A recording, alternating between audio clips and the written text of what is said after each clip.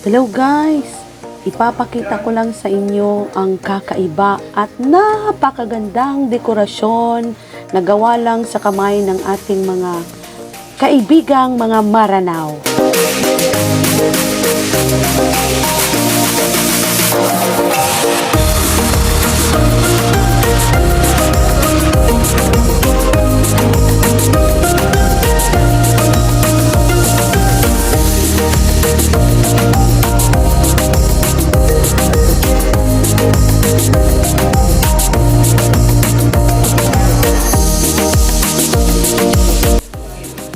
Yan! Tingnan nyo naman guys kung gaano kahanip ang kanilang mga kamay sa paggawa ng disenyong yan.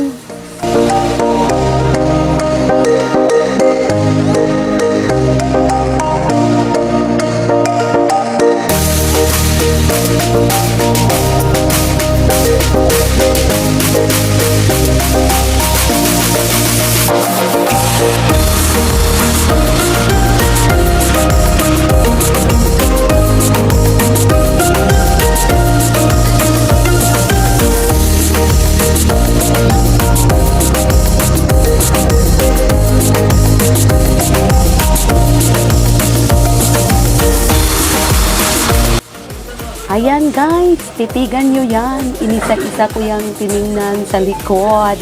Diyos ko Lord, kailangan talaga ang mahabang pasensya sa paggawa nito guys.